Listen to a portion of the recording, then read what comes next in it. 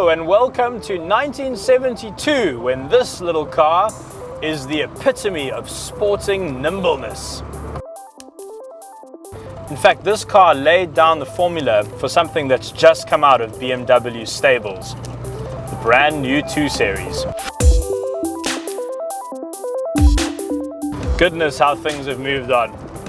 Feels like there should be a fax machine in here.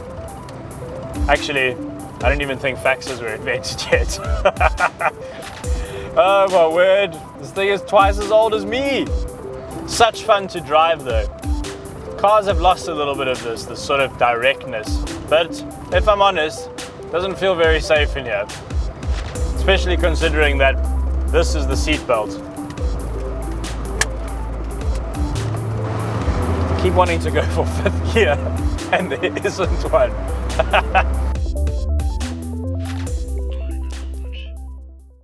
This is so exciting. You get in a modern car and you think, oh, I'm going to the shops. And this, you get in it and you're like, I'm going on an adventure!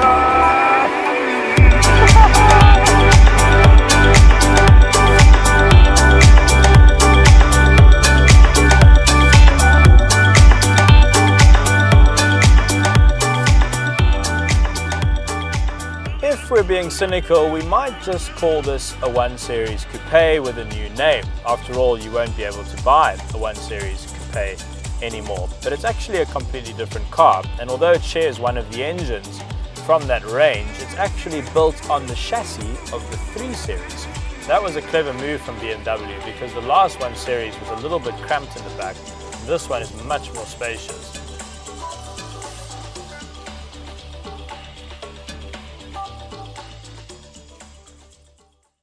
Only 3 engines are available in this car in South Africa. There's a 2-litre turbo petrol in the 220i, a 2-litre turbo diesel, and the crazy 3-litre turbo 6 in the M235i. Now stay with me here, quite a few figures coming your way. The 2-litre turbo petrol has 135 kilowatts and 270 newton meters of torque. The 2-litre turbocharged diesel has exactly the same power but much more torque, 380 newton meters. So we're beginning to see diesel engines really catching petrol engines and using a lot less fuel at the same time.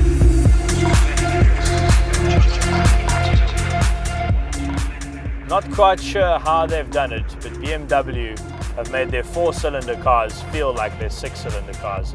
Just snap it into sport mode, put your foot down, and it just revs for days, this thing. 6,000, 6,500, change gear, silly car. There we go, 7,000. Oh, it's fantastic. It's got such long legs. How do they do that? And then of course there's the handling. BMW just gets this right. The car manages to feel light, but at the same time, so planted. And then of course you have rear wheel drive, which none of its rivals offer. It just combines to be quite an epic little package.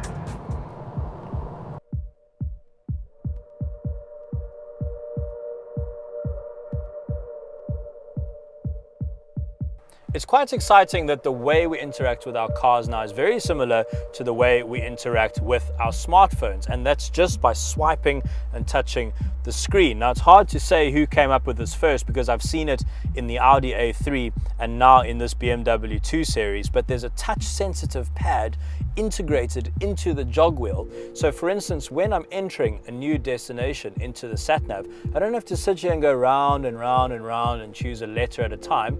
I just draw the letter I want. So if I want to navigate my way home, I simply draw my address. M A R, and then it gives me a list of streets that I've just spelled out, and then I just simply choose it, and now I've saved so much time.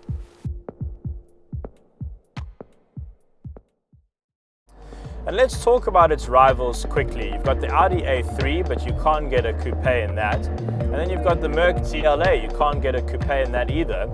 And neither of those are rear wheel drive. So I'm battling to think of a car to compare this to.